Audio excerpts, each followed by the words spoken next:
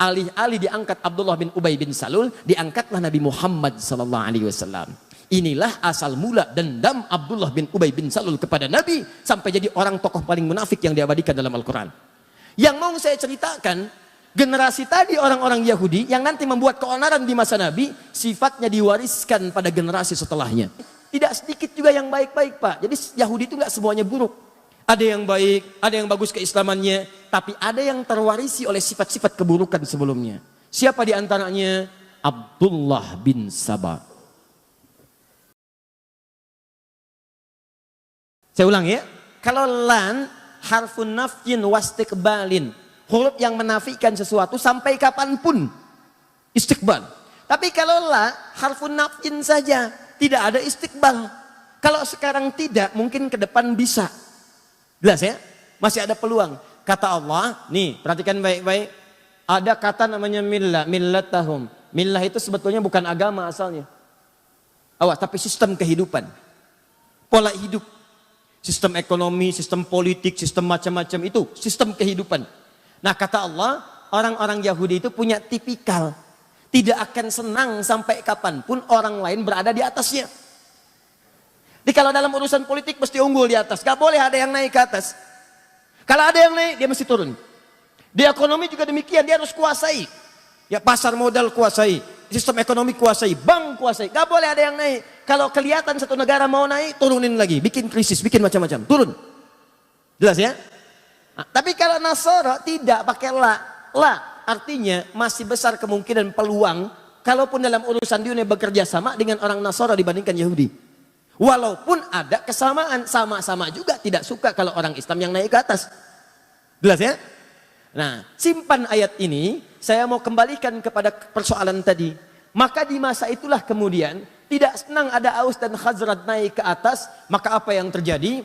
Pertama mereka bikin perjanjian. Perhatikan baik-baik nih. Ini nanti akan dibawa sampai ke Nusantara. Ayo perjanjian damai, Pangeran Diponegoro dipanggil, begitu datang ditangkap.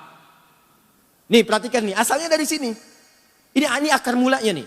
Datang kemudian dituliskan perjanjian. Begitu selesai dituliskan perjanjian, kita harus bersama-sama menjaga Yathrib. Kalau ada yang nyerang, kita bela sama-sama. Kita bekerja sama dengan baik. Baru dituliskan, belum kering tinta itu. Berapa masa setelahnya, kekhawatiran di kalangan mereka semakin memuncak. Diseranglah kemudian Aus dengan Khazraj. Dari belakang.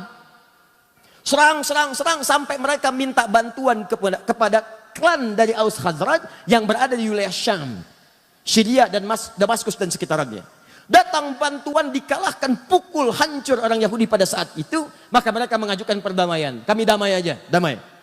Singkatnya berdamai mereka. Di sini kemudian saya ingin katakan satu hal yang penting.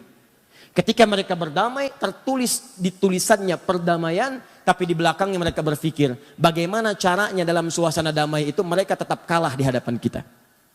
Maka dimunculkanlah satu isu. Difikirkan oleh mereka dengan teori yang kelak dipraktekkan oleh para penjajah di Nusantara ini dengan nama divide et impera. Diadu domba. Anda bayangkan, dombanya di Garut yang ngadinya orang Yahudi. Diadu oleh mereka. Maka dibikin isu, di Khazraj dibikin isu, di Aus dibikin isu perpecahan. Saling serang akhirnya, dari situ tumpahlah permusuhan besar sampai bertahun-tahun, puluhan tahun terus antar generasi. Kalau ada satu luka di Aus, mesti luka di Khazraj.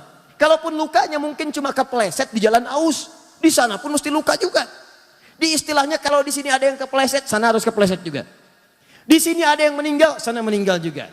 Sampai kira-kira berlangsung cukup lama, mereka bosan, mereka sadar kita sedang dikerjai ini oleh sosok-sosok yang tak nampak. Maka mereka putuskan kita harus punya satu pemimpin yang dengan pemimpin itu bisa mendamaikan kita semua. Maka mereka lihat kriterianya hampir ditemukan pada seorang bernama Abdullah bin Ubay bin Salul.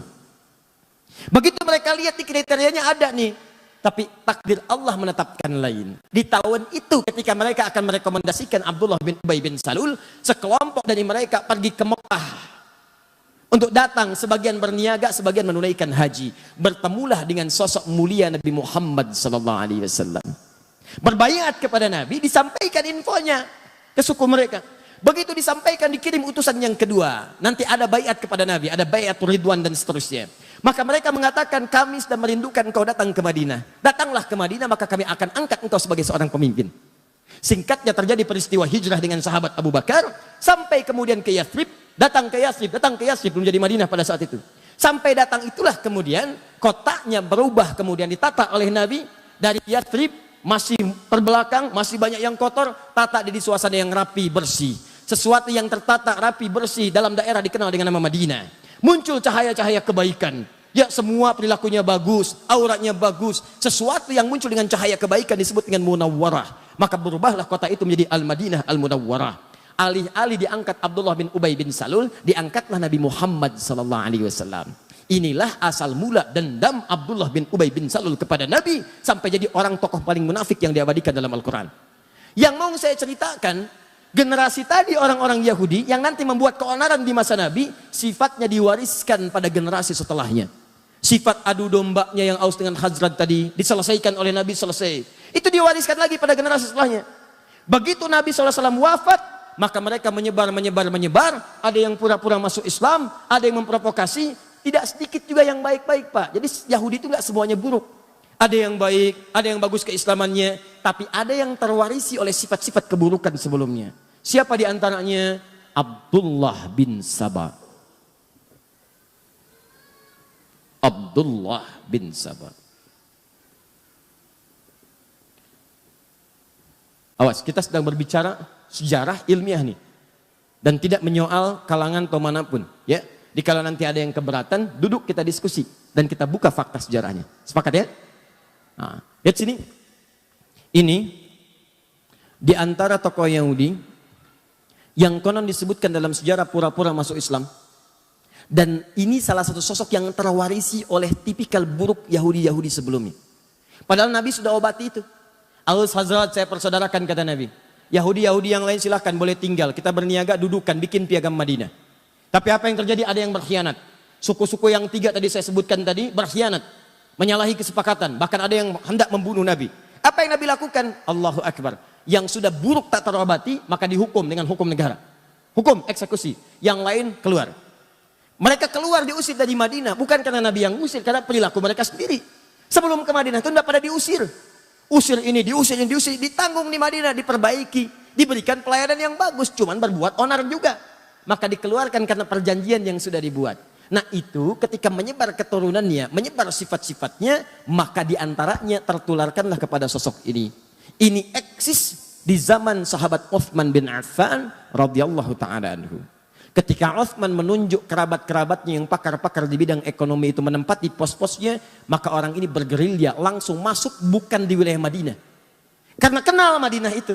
Orang Madinah semua kenal Uthman. Uthman itu orang baik, gak mungkin nepotisme, gak mungkin milih yang salah dan sebagainya. Maka dia masuk ke wilayah yang sulit dijangkau pada saat itu untuk memberikan informasi yang cepat. Datanglah dia ke Mesir di Afrika Utara. Dari Mesir. Mesir itu bukan Arab ya, secara geografis. Mesir itu Afrika Utara. Cuma bahasanya bahasa Arab.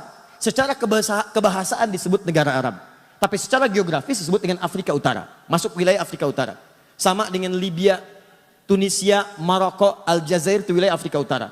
Maka dia datang ke Mesir. Apa yang dia katakan di Mesir? Dia sebarkan isu bahwa khalifah saat ini satu telah melakukan nepotisme. Nepotisme. Dia pilih kalangan dari kerabat-kerabatnya saja. Tahan sebentar. Tahan. Sesuatu yang dituduhkan kepada orang lain dan itu tidak nyata, maka dalam bahasa Al-Quran itu disebut dengan fitnah namanya. Jelas? Sesuatu yang dituduhkan kepada orang lain dan sifatnya tidak nyata, maka itu disebut dengan fitnah namanya. Keburukan orang lain dibincangkan, nyata sifatnya, tanpa sepengetahuannya, maka itu disebut dengan gibah namanya. Jelas? Maka dituduh Uthman dengan sesuatu yang tidak nyata. Tuduh. Maka muncul fitnah. Uthman nepotisme. Dan berita ini kan gak seperti kita sekarang. Kalau sekarang ada berita di Amerika, sekian detik bisa kita klik. Kejadian di Rancaekek, kita berdoa semoga Allah muliakan dan sabarkan saudara-saudari kita insya Allah. Dan kita juga insya Allah apa yang kita bisa bantu, kita bantu saudara-saudari kita. Ada kejadian puting beliung kemarin itu kan. Kejadian di Rancaekek. Itu sedunia tuh bisa mengakses. Tsunami-nya di Banten, yang bela sungkawanya banyak. Kirimkan duka cita dari Turki, dari sini. Langsung nampak. Ini zaman Utsman, telepon belum ada. Email nggak nampak. WhatsApp belum kepikiran. BBM tuh belum dikreasikan, nggak ada. Jangankan zaman Utsman, ya 80 tahun ke belakang, 50 tahun ke belakang, 30 tahun ke belakang, 20 tahun ke belakang, orang haji aja kan belum menemukan pesawat seperti sekarang. Berangkatnya pakai kapal laut. Kalau ada kabar dari Mekah nyampainya 6 bulan kemudian. Itu baru 20 tahun kemudian. Kalau orang berangkat haji pakai kapal dilepas, nunggu nggak datang. Udah pada lupa baru datang. 6 bulan setelahnya. Nah, kebayang bagaimana zaman Utsman. Utsman tidak tahu apa yang terjadi di Mesir nih, jaraknya terlampau jauh. Ternyata sudah bergerilya. Gerilyaan itu ke orang-orang yang mudah kemudian diprovokasi. Ke kalangan bawah, disebarkan isu. Yang kedua, ini yang mau saya katakan. Dan ini nanti nyampe ke kehidupan kita sekarang. Kata Abdullah bin Sabah itu, dia membentuk kelompok-kelompok pengikut-pengikut, dia katakan, sebetulnya yang paling layak untuk dapat kursi khalifah itu bukan Utsman, tapi Ali. Tahan. Sebetulnya yang paling layak itu bukan Utsman, tapi Ali. Coba lihat. Nabi Isa saja, Nabi Isa dikatakan naik ke langit, wafat akan turun. Apalagi Nabi Muhammad kan yang paling mulia. Tentu sebelum Nabi Muhammad dibangkitkan sebagai orang pertama, akan mengutus nanti generasi-generasi penerusnya. Sebagai wakil dari ajaran-ajaran Nabi. Itu yang akan membimbing. Maka dihembuskanlah. Siapa coba menurut Anda yang paling dekat hubungannya dengan Nabi? Maka dilihat. Ini kan yang paling pertama masuk Islam dari kalangan pemuda yang paling baik. Ali. Ali itu termasuk keluarga juga. Bahkan anak dari pamannya. Bahkan menantu Nabi juga. Anaknya jenius, pemuda yang paling hebat. Teman-teman sekalian, itu orang daerah, orang kampung yang tidak tahu info. Utsman juga mulia, menikah dengan tadi 2 putri Nabi, dimuliakan oleh Nabi, disebut ahli surga. Bahkan satu masa ketika Utsman akan masuk ke satu kebun, riwayat Abu Musa al-Ash'ari, kata Abu Musa al-Ash'ari, saya minta izin dulu pada Nabi. Kata Nabi, persilahkan dia masuk, akan masuk seorang ahli surga yang diuji dengan musibah. Seorang ahli surga diuji dengan musibah. Nah, info-info ini nggak banyak nyampe, masuk ke kalangan bawah, diprovokasi. Yang bagus tuh Ali, yang hebat Ali dan sebagainya. Padahal dua-duanya mulia. Maka orang-orang awam ini mudah kemudian disulut, masuk ke kelompok Abdullah bin Sabah, maka dikenal dengan pengikut Sabah, namanya Sabaiyah. Abdullah bin Sabah dikenal dengan Sabaiyah. Saya agak cepat sedikit ya, mohon maaf karena waktu kita itu sangat singkat. Tahan. Maka terkumpul di wilayah Mesir. Dia coba infiltrasi wilayah Madinah, begitu masuk mental. Jadi karena orang tahu Utsman tinggal di Madinah, tahu kebiasaan Utsman, jadi begitu akan menyoal Utsman, sebetulnya Utsman begini ya, jangan bicara tentang Utsman. Utsman lebih baik dari apa yang Anda katakan. Utsman kok nempatkan saudaranya di situ? Utsman itu lebih paham karena Utsman itu pakar di bidang ekonomi, dia tempatkan mungkin salah. Mental. Dia pergi ke daerah. Setelah itu apa yang terjadi? Setelah diprovokasi masanya makin banyak, maka Abdullah bin Sabah kemudian masuk dan mengatakan pada pengikutnya di wilayah Mesir itu, datanglah kalian kemudian ke kota Madinah. Sampaikan protes kalian. Kepung tulisannya Utsman. Datangi Utsman di sana. Maka mereka bergerombolan datang ke wilayah ini, datanglah ke Madinah. Ini yang datang ini bukan cuma datang. Ada yang bawa pedang, ada yang bawa pisau, ada yang bawa pentungan besi. Datang. Begitu intelijen menyampaikan kepada Utsman ada pergerakan dari wilayah Afrika Utara menuju ke sini. Apa isu yang dibawa? Mereka ingin minta penjelasan kepada Khalifah Utsman bin Affan. Kenapa mengangkat saudaranya begini. Apakah benar Ali paling utama dan sebagainya. Maka Utsman karena disebutkan kemudian Ali, nepotisme dan sebagainya, Utsman perintahkan Ali, kamu kasih penjelasan. Apa kata Ali? Saya katakan dari awal, ingat kata-kata saya? Bukankah di antara yang paling jenius di antaranya Ali bin Abi Thalib? Ali mengatakan kepada Utsman kurang lebih bahasanya, ya Khalifah, akan lebih baik kalau Anda langsung yang menemui rakyat menjelaskan. Kalau saya jelaskan bisa, tapi tingkat kepuasannya berbeda. Kalau orang datang ke istana, ke pusat kekuasaan, maka Ali menyampaikan satu pendapat yang sangat brilian, dan ini warisan dari Nabi SAW. Akan lebih baik kalau pemimpinnya langsung yang menemui. Karena itu akan memberikan kepuasan tersendiri kepada rakyatnya. Utsman ketika mendengar usulan itu, bagus usulannya, baik saya akan temui. Demikianlah kalau di lingkaran sekitaran pemimpin ada orang-orang yang mengusulkan kebaikan, maka pemimpinnya akan ikutan baik. Beda kalau di sekitarannya ada orang-orang yang tidak baik. Orang dah datang berbondong-bondong, ini pergi. Ini jadi masalah. Lalu, saya sedang berbicara tentang hal yang lain ya. Jangan pikirkan yang tidak-tidak. Ya, saya bicara tentang Ali, bukan Jainuddin. Ini contoh-contoh, bukan saya nggak nyolong yang lain-lain. Hati-hati. Ingat ya, catat kata-kata saya. Alhamdulillah. Baik. Baik. Alhamdulillah. Sebetulnya inisiatif itu bagus. Tapi menghapus pada yang saatnya belum dihapus, itu yang masalah. Ya, itu sampai jangkrik aja nyari, mana tulisannya katanya. Ini jangkrik Mekah nih, ada ke sini. Oh, lalat. Nih saya tulis lagi ya. Lihat nih. Quran, surat kedua, ayat 1. Kamu udah pindah dulu. Lihat sini. Udah ya. Pindah langsung pergi. Ayo hapus lagi. Alhamdulillah. Sudah? Maka Utsman menerima usulan Ali bin Abi Thalib. Kemudian disampaikanlah, diterima itu semua. Ayo datang, terima dengan lembut. Kalau bahasa kita, kenapa kemari? Kami gak puas, marah tuh masa. Utsman tenang aja. Tenang aja. Marah ini itu. Itu nggak ditahan tuh. Bawa pedang dibiarin, bawa pentungan dibiarin. Bahkan Utsman kasih pengumuman. Tidak boleh ada di antara semua keluarga saya, semua sahabat dan kerabat semuanya, yang kemudian menghunus pedangnya untuk melarang mereka. Menghunus pedangnya untuk bisa mencegah mereka. Biarkan mereka dengan pedangnya datang. Dan Utsman hadapi dengan kelembutan. Kembalikan ke sarungnya, kata Utsman. Maka Ali tidak mengeluarkan. Bahkan berkomentar, kalau saya ingin sekali jadi pembela Utsman pada saat itu, tapi kalau saya keluarkan, maka saya jadi orang pertama yang bermaksiat pada pemimpin saya. Maka semua taat kepada pemimpinnya, sarungkan, masukkan kembali, biarkan mereka datang. Maka semua menunggu. Dan Utsman meminta, semua kerabat-kerabat yang ada dekat saya, pulang kalian ke rumah. Pulang. Karena yang akan diminta pertanggungjawaban saya oleh Allah, maka saya akan hadapi. Semua diminta pulang. Supaya Utsman ingin menunjukkan bahwa persoalan kebijakan ditanya, saya jelaskan sendiri. Dan supaya tidak terkesan bahwa Utsman itu beraninya kalau cuma ada teman-teman di sampingnya. Maka diminta pulang, tinggal keluarga intinya saya di istana. Datanglah orang-orang itu dengan jumlah yang sangat banyak, bahkan di riwayat disebutkan melebihi jumlah sahabat yang memang pada saat itu sudah ada di lingkarannya. Datang mereka, apa kata Utsman? Setiap ditanya, jawab. Setiap ditanya, jawab. Teman-teman, yang paling menarik, terpuaskanlah orang-orang ini dengan jawaban Utsman sampai mereka memutuskan untuk kembali ke Mesir. Tapi apa yang Anda tidak ketahui adalah, begitu Utsman melakukan dialog dengan masyarakat tadi, Abdullah bin Sabah mengintai apa yang dijawab oleh Utsman. Begitu melihat tanda-tanda orang-orang ini puas dengan jawaban Utsman, maka dia pergi lagi ke kerabat Utsman bernama Marwan bin Hakam.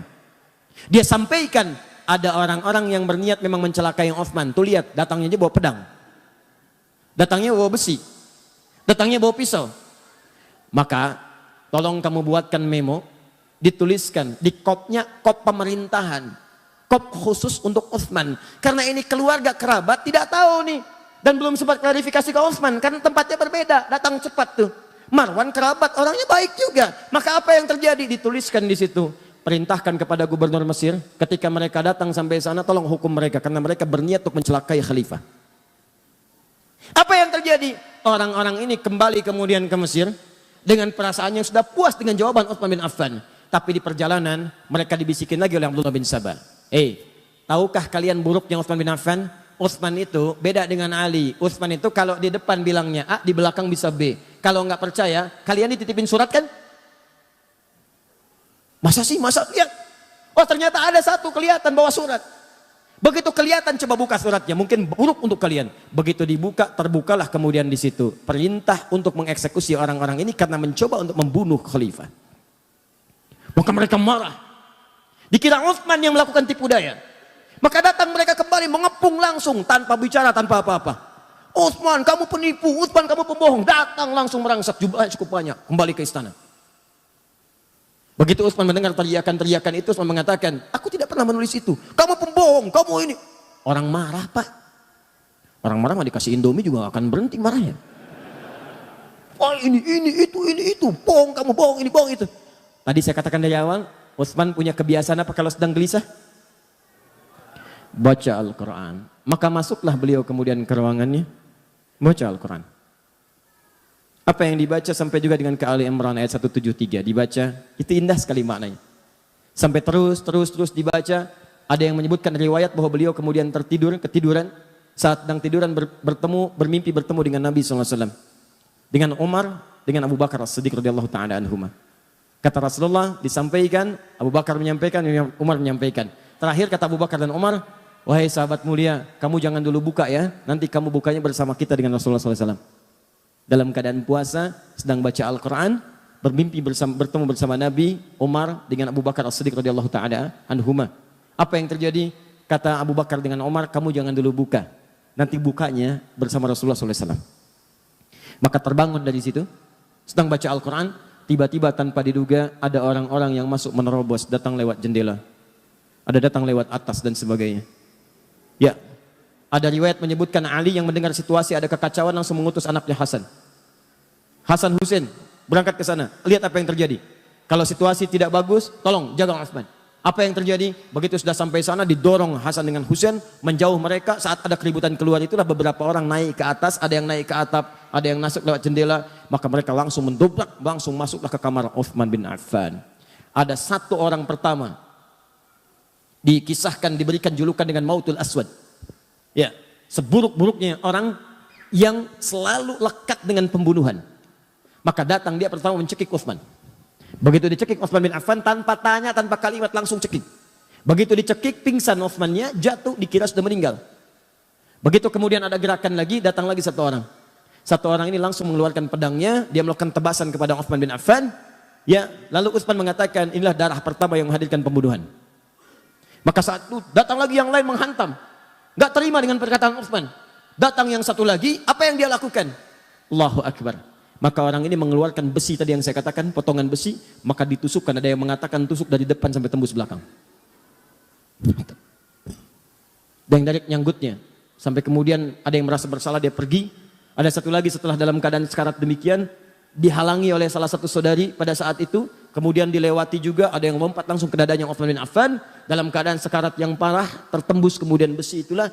Satu orang kemudian mengakhiri ya ajalnya Utsman bin Affan. Tiba ajalnya dengan izin Allah. Tapi caranya persis seperti apa yang disampaikan oleh Nabi SAW. Seorang yang syahid ditimpa musibah. Maka naiklah orang ini menghunjam dengan kakinya dadanya Utsman bin Affan. Diinjak langsung. Begitu diinjak, terhembuslah kemudian nafas yang terakhir dari sahabat Utsman bin Affan. Setelah mendengar Utsman itu meninggal dunia, kabur orang-orang ini menyebar. Masanya makin ricu, terjadi kericuhan di Madinah sampai dengan 4 hari. Maka para sahabat berkumpul, ini fitnah pertama. Fitnah pertama yang terjadi. Maka para sahabat berkumpul untuk mengatasi kekacauan ini, maka mereka bersepakat mesti ada pemimpin baru yang diangkat untuk mengatasi kekacauan. Karena kekacauan sudah menyebar. Khalifah tidak ada, pemerintahan tidak stabil, wilayah makin luas. Maka ini muncul pemberontakan di sini. Ini muncul pemberontakan. Maka untuk mengatasi itu diangkatlah kemudian dengan mufakat semuanya sahabat Ali bin Abi Thalib. Perhatikan apa yang dikerjakan oleh Abdullah bin Sabah. Begitu Ali diangkat, dia gerilya lagi. Ini yang kita nantikan. Ini yang paling hebat. Saat yang bersamaan, dia juga masuk ke wilayah-wilayah sahabat-sahabat dari keluarga Utsman bin Affan, Bani Umayyah. Di Bani Umayyah itu siapa saja? Banyak. Ada Muawiyah, ada Amr bin As, ada yang jadi gubernur di Damaskus di Syria. Masuk info pelan-pelan dari bawah. Kalau Ali sengaja tidak menolong Utsman supaya Utsman cepat meninggal dan digantikan oleh Ali bin Abi Thalib. Masuk fitnah lagi. Tuh lihat bagaimana hembusannya tidak berhenti sampai di situ. Begitu wafat diangkat Ali sibuk menyelesaikan pemberontakan. Padamkan ini, padamkan itu, padamkan ini. Sementara Abdullah bin Sabah melihat seperti itu, dia melihat, ini kalau begini terus, peluang saya habis dengan kelompok-kelompok saya. Maka dia masuklah kemudian lewat orang-orang terdekat dari kalangan sahabat, termasuk istri Nabi SAW, Sayyidah Aisyah. Dia masuk ke Talha radhiyallahu ta'ala anhu. Dia masuk ke Zubair, itu Zubair radhiyallahu ta'ala anhu. Masuk ke wilayah sahabat. terutama masuk ke wilayah sahabat yang dekat hubungannya dengan Utsman bin Affan, klan Utsman, sampai ke Bani Umayyah.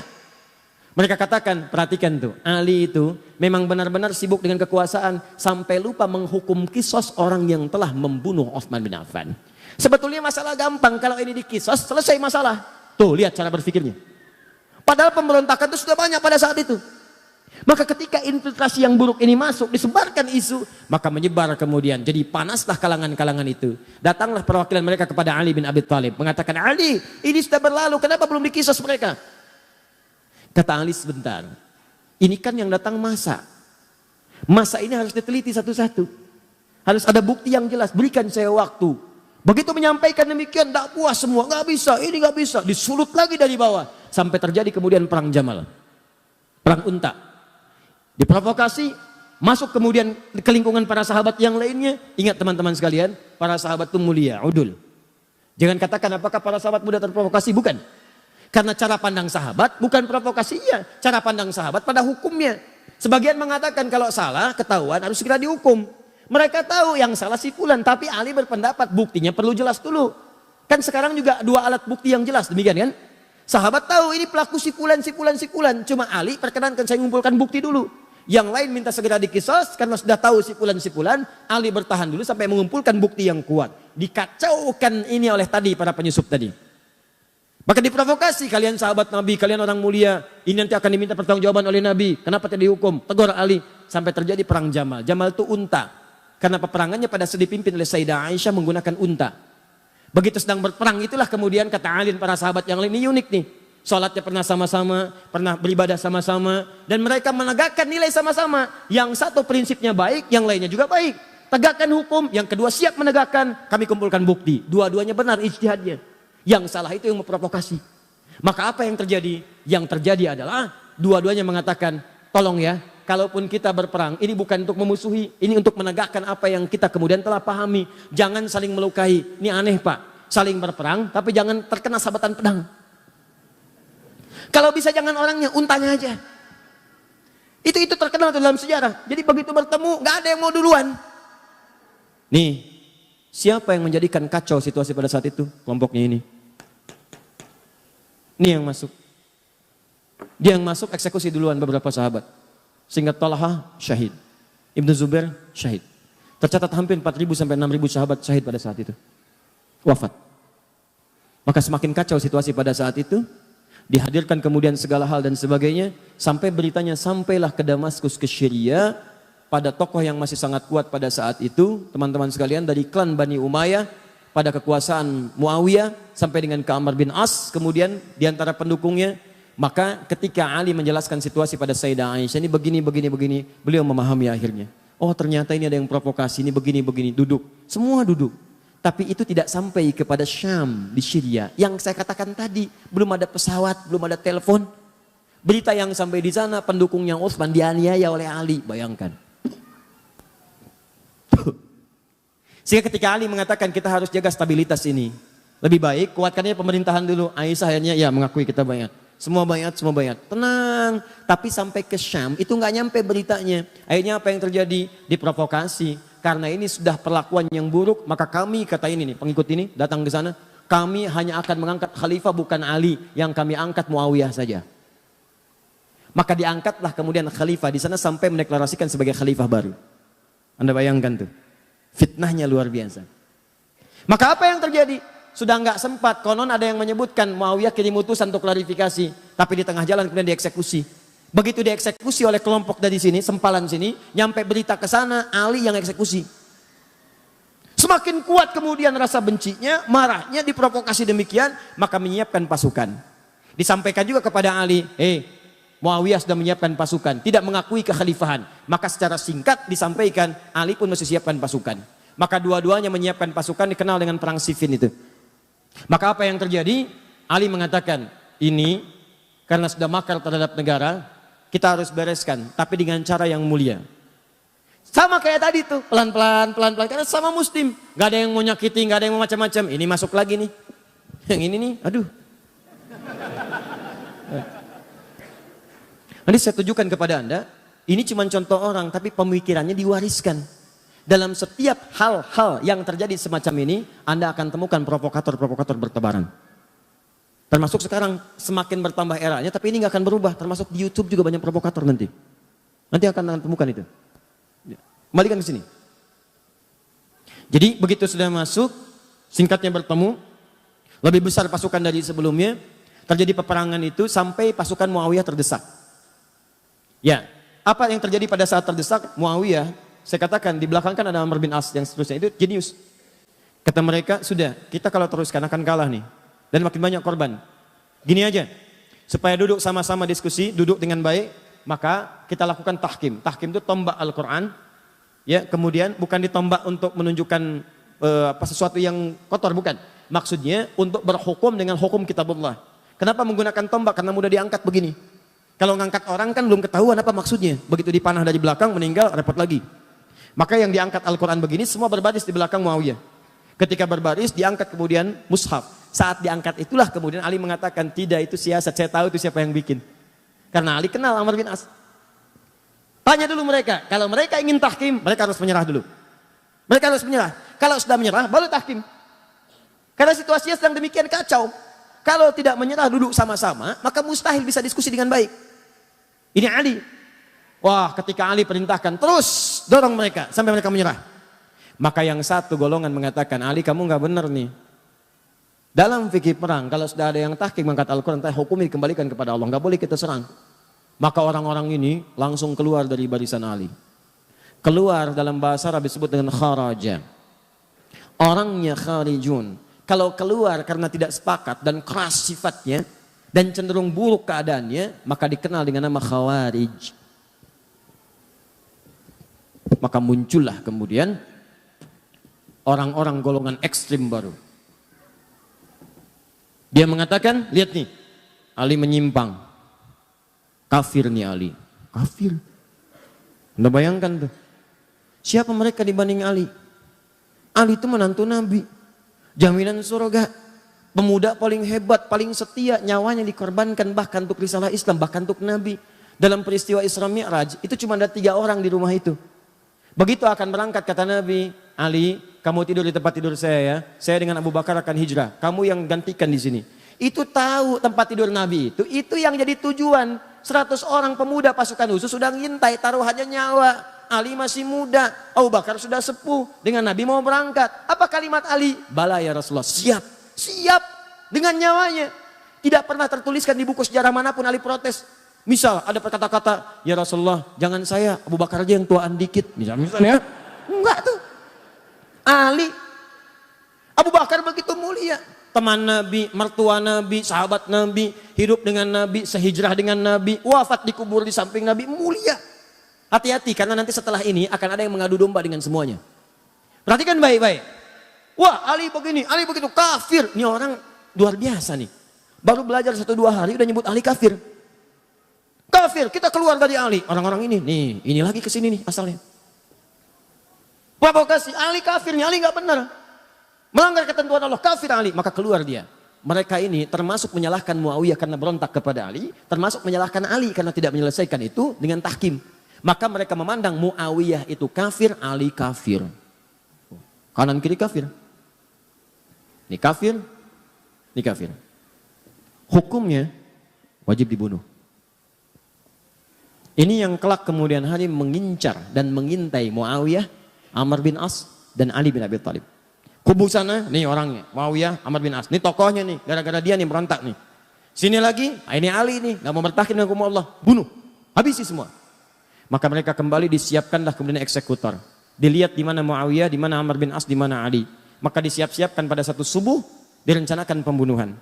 Cuma takdir berkata lain. Ali datang ke masjid untuk menunaikan sholat. Muawiyah konon diriwayatkan sedang sakit tidak bisa berangkat. Amr bin As bisa mengelak. Maka gagal pembunuhan kepada Muawiyah dan Amr bin As. Dan Ali kemudian wafat dalam tusukan-tusukan yang telah disiapkan oleh golongan-golongan ini. Kelak golongan ini bertransformasi, mewariskan pemikiran-pemikiran mereka, walaupun kelompok-kelompoknya itu tidak nampak ke permukaan. Sedikit tapi doktrinnya begitu jahat. Pokoknya kalau beda dengan mereka, kafir. Nih. Dan hukumnya bunuh, eksekusi, bom, apapun itu. Mau bom panci, bom kulkas, bom ini, bom itu. Pokoknya harus mati. Terus sekarang tuh, Makanya hati-hati ya. Saya ingatkan hati-hati nih. Ini yang saya mau katakan. Kita masuk kepada intinya. Ini termasuk tantangan dakwah di masa kini. Kalau Anda ikut pengajian, ikut taklim, dikit-dikit orang lain kafir. Dikit-dikit orang lain kafir. Wajib hukumnya dibunuh. Orang tua sendiri kafir. Wajib hukumnya disembelih. Tolong mikir dulu. Pikirkan dulu. Itu orang tua melahirkan antum. Mohon maaf ya, mohon maaf. Quran aja mengatakan, ini Al-Quran loh. Quran surah 31 ayat ke-15. Sekalipun antum ada yang masuk Islam, orang tuanya belum muslim. Antum duluan muslim misal. Itu tidak boleh Anda menyakiti orang tua dalam urusan dunia. Dalam urusan akhirat silahkan beda-beda. Kalau diajak boleh nolak. Tapi dalam urusan dunia jangan sekali-kali Anda menyakitinya. Apa kata Allah? فَإِنْ جَاهَدَاكَ عَلَىٰ أَنْ تُشْرِكَ بِي مَا لَيْسَ لَكَ بِهِ عِلْمٌ فَلَا تُطِعْهُمَا. Kalau ada orang tua masih non-muslim mengajak kepada perbuatan syirik, ngajak kamu ibadah lagi seperti mereka, kamu tolaklah dengan cara yang lembut. Jangan ditaati. Lihat. Wasahibhuma fid dunya ma'rufa. Tapi selama kamu hidup di dunia, maka perlakukan mereka dengan perlakuan yang indah. Kalau punya gaji lebih, berikan hadiah. Kalau punya makanan, bagi. Kalau punya rezeki melimpah, bagi. Dan saat itulah doakan kepada Allah supaya mereka mendapat hidayah. Tiba-tiba datang golongan ini mengatakan, kamu muslim ya? Muslim. Orang tua kamu kafir tuh, bunuh. Ini yang bahaya. Halal darahnya, tumpahkan darahnya. Ada orang pengen minta pendapat ke pemimpin, datang ke istana. Tumpahkan darahnya. Anda siapa? Nah ini kayak gini nih, tembak, bom, ini semua. Datang kemudian, ke Jalan Tamrin, bawa mobil, dar meledak. Itu yang dibom siapa? Yang meninggal siapa? Dan semua bertentangan dengan hukum Al-Quran. Katanya Anda berpedoman pada Quran. Kata Quran, buka kembali ayatnya teman-teman sekalian. Lihat lagi ayatnya. Siapa yang sengaja merencanakan pembunuhan? Wa may yaqtul mu'minan muta'ammida fajaza'uhu jahannam. An-Nisa ayat 91 sampai 92 itu. Siapa yang merencanakan pembunuhan pada satu orang sengaja apalagi dia beriman, maka balasannya neraka jahannam. Khalidan fiha, kekal di dalamnya nggak pernah keluar. Anda mau haji, mau umrah, haji setahun sekali, umrah, baca Quran sampai khatam, sampai hafal, sampai jadi hafid, tapi sengaja merencanakan pembunuhan terhadap satu orang saja beriman, kata Allah nggak peduli, neraka jahannam, kekal di dalamnya. Wa ghadiballahu alaihi, dan Allah murka kepadanya. Kalau nggak taubat, murka. Anda tidak disukai di Soreang, pindah Ranca Ekek. Nggak disukai Ranca Ekek, pindah Kota Bandung. Kota Bandung nggak suka, pindah lagi Bekasi. Banyak harapan di Bekasi, harapan indah, ujung harapan sampai ke Duta Harapan dan seterusnya. Tidak disukai di sana, pindah. Di Indonesia nggak disukai, pindah. Tapi kalau Allah tidak menyukai Anda, mau pindah kemana? Wala'anahu, dilaknat dia, wa'adalahu 'adzaban 'azima, dan dijanjikan siksa berkali lipat. Pertanyaan saya, orang beriman yang mana yang mau punya cita-cita masuk neraka jahanam? Makanya tolong dipikir dulu. Kalau ada yang ngajak-ngajak bom ini, bom itu, masuk markas polisi, bom, bu. Itu di sana banyak orang-orang beriman, masuknya musola juga. Masuknya masjid juga. Ini masjid diror. Masjid diror dari mana? Apa kriterianya? Lihat dulu. Bahaya orang kayak gitu. Itu waktu kejadian bom Jalan Tamrin itu. Saya di Lampung langsung ditanya, Ustadz, apakah bom di Jalan Tamrin termasuk jihad fisabilillah? Saya bilang, Pak, sependek pengetahuan saya, jihad fisabilillah itu jihad di jalan Allah, bukan di Jalan Tamrin. Kaidahnya lain, Pak. Paham ya? Kemudian ketika mereka keluar dari barisan Ali itu disebut dengan Khawarij dan melahirkan paham tadi. Jadi hati-hatinya kalau pengajian itu ada yang begitu. Ya, ini hati-hati nih, tembak, bom, bunuh ini tanpa alasan, maka itu yang bahaya. Dan itu sekarang diciptakan. Tahu orang-orang tahu. Karena yang buat dulu ini nih sama juga dibikin lagi kelompok-kelompok. Diciptakan di bawah. Ini doktrinnya dibawa lagi. Yang bikin siapa? Yang paling bahaya bukan umat Islam. Dibawa oleh orang-orang punya kepentingan untuk mencitrakan Islam itu buruk. Diciptakan golongan semacam ini, dikirim kemudian, kirim ke Syria, kirim ke ini, kirim ke itu. Muncullah kemudian orang-orang ekstrim. Tembak, bom, ini hancurkan. Makam dihancurkan, ini dihancurkan. Di mana ada ajaran Nabi menghancurkan makam? Itu paling bahaya. Hati-hati kalau ada ajakan-ajakan tuh di media sosial. Datang ke Syria, datang ke ini, datang ke itu. Tapi yang Anda lihat itu seperti ini nih. Ciri-cirinya begini. Hidup Anda itu sudah tidak berarti. Oh, tidak berarti, enak aja. Ya. Kalau tanpa ridha Allah Subhanahu, benar sampai situ. Tapi kata Ali, kalimatul haq urida bihal batil. Kata-katanya benar, cuman maknanya digeserkan kepada yang buruk. Di brainwash. Seakan-akan ini yang harus dilakukan. Jelas? Hati-hati dengan ini ya. Kalau saya akan tegas pada sesuatu yang bisa beresiko tinggi dalam kehidupan akhirat. Paham ya? Ya. Nih, yang lain membela Ali. Kamu yang salah, kamu yang salah, kamu yang salah. Kalian keluar, kalian tidak setia, kalian nggak benar. Kami akan bela pemimpin kami. Pembelaan yang kuat dari satu kelompok, kuat sekali. Itu dalam bahasa Arabnya setia. Setia betul membela. Dalam bahasa Arab disebut dengan Syiah. Pembelaan yang sangat kuat. Tasyayyu', membela dengan kuat pada satu hal yang dibela dengan segenap jiwa dan raganya. Ini disebut dengan Syiah. Jadi asalnya Syiah itu bukan aliran pemikiran, bukan aliran dalam akidah, bukan aliran dalam ibadah, asalnya faksi politik. Nah, cuma nanti aliran ini disusupi lagi sama ini. Ih, jangan dihapus. Bahaya ini. Karena antum hapus pun gak akan berpengaruh kepada perilakunya. Ingat itu. Datang lagi, nyusupin lagi. Apa yang dikatakan oleh orang ini? Kalian bagus. Tuh, bagus sekarang. Tadi sekarang pengkhianat, sini bagus. Memang Ali itu sebenarnya titisan Nabi. Titisan. Dan memang wajar. Setiap pemimpin itu harus mewariskan generasi setelahnya. Setelahnya ada lagi, setelahnya ada lagi. Mesti ada imam, sholat aja ada imam. Coba kalau sholat nggak ada imam, jamaahnya kan nggak sah. Mesti ada imam. Maka memang yang paling bagus itu sebetulnya keturunan Ali.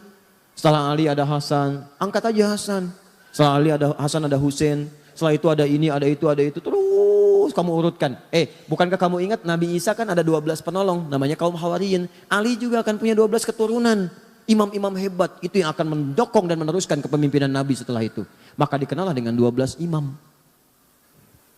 Nah, setelah itu muncul, masuk sampai dikultuskan seakan-akan Ali itu naik bahkan di atas Nabi. Bahkan ada salah satunya nanti pecah sektenya. Bahkan ada klaim mengatakan sebetulnya malaikat Jibril itu salah ngirim wahyu, harusnya ke Ali. Nah, ini nih. Di mana cara berpikirnya? Sampai mengkultuskan tingkat sampai ke situ. Akhirnya termakanlah kemudian sebagian ini. Terutama setelah Ali memindahkan wilayah kekuasaannya ke Kufah. Ke Kufah, itu kan Kufah wilayah Persia, Irak. Disusupin lagi, gampang disusupin tuh. Padahal orang-orang itu mengatakan setia, siap ini, datang lagi ini, masuk lagi, gini, sampai kultuskan Ali. Sampai terjadi mereka sendiri yang mengkhianati Ali. Mereka sendiri yang kutus orang untuk bunuh Ali. Mereka sendiri nanti yang akan melakukan hal yang sama kepada Al-Husain. Itu wafat kemudian di Karbala dan sebagainya. Apa yang terjadi? Begitu paham-paham ini disusupkan ke sini, saya agak cepat saja ya. Susupkan ke sini, ini bertransformasi dari aliran politik, faksi politik dalam hal pemerintahan, maka ketika disusupi nilai-nilai kemudian dengan nilai akidah, dengan nilai ibadah, dengan nilai akhlak. Akhlaknya digariskan pada kesetiaan kepada ini. Ali termasuk Ali bait, Ali termasuk ini, termasuk itu dan sebagainya. Kita sepakat Ali mulia. Ali mulia. Kata sahabat Nabi, menantu Nabi, keluar kita muliakan. Dan kita pun sepakat Abu Bakar mulia. Umar mulia, Utsman mulia. Jelas ya? Fair kan? Objektif kan? Objektif. Kita tidak ingin bermusuhan, kita gali sejarahnya, kita lihat. Kalau Abu Bakar tidak mulia, bagaimana mungkin jadi pendamping Nabi?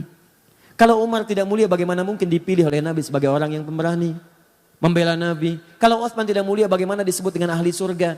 Tiba-tiba orang ini datang mengatakan, hei Abu Bakar, Umar dengan Utsman merampas hak Khalifah Ali. Dirampas oleh mereka. Hafsah itu begini, Aisyah sampai tuduhan yang sangat buruk kepada Aisyah. Buruk sekali. Disebut perempuan yang saya nggak bisa ungkapkan lah. Nggak nyaman gitu. Anda bayangkan ya, Anda kenal Abu Jahal? Udah ngapus yang salah. Kenal Abu Jahal. Luar biasa. Cuma di sore yang. Tapi nggak apa-apa mas, di Palembang ada yang kenal Firaun. Jadi sampai mana tadi? Nah, rampas. Aisyah dituduh. Anda bayangkan Abu Jahal aja, itu kan musuh Nabi paling buruk. Pengen bunuh Nabi. Tapi jangan lupa, dia punya anak namanya Ikrimah. Seorang pemuda, ahli berkuda, pembela Nabi. Apa yang terjadi? Pertama, jangan suka menjudge orang lain. Boleh jadi keturunannya tidak seperti atasnya atau sebaliknya. Yang kedua, ketika Ikrimah sedang berada di lingkungan sahabat, Nabi melarang mengungkit tentang ayahnya. Jangan bicarakan ayahnya, jangan menyinggung anaknya. Karena Ikrimah saudara kita. Seburuk-buruknya Abu Jahal dilarang oleh Nabi digunjingkan langsung dekat keluarganya. Makanya saya sering katakan kepada Anda, bagaimana Anda bisa menggunjingkan istri Nabi SAW? Apa Anda tidak mau menjaga perasaan Nabi?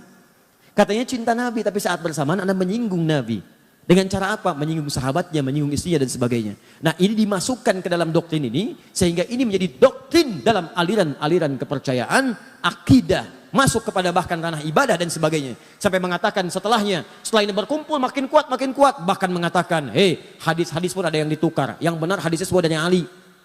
Yang lain salah semua. Maka ini punya koleksi sendiri. Bahkan cara sholatnya sendiri. Bahkan keyakinannya beda sendiri. Mesti ada imam, mesti ada ini, mesti ada itu. Kalau tak taat pada imam maka dari segi keimanannya kurang. Mesti taat, rukun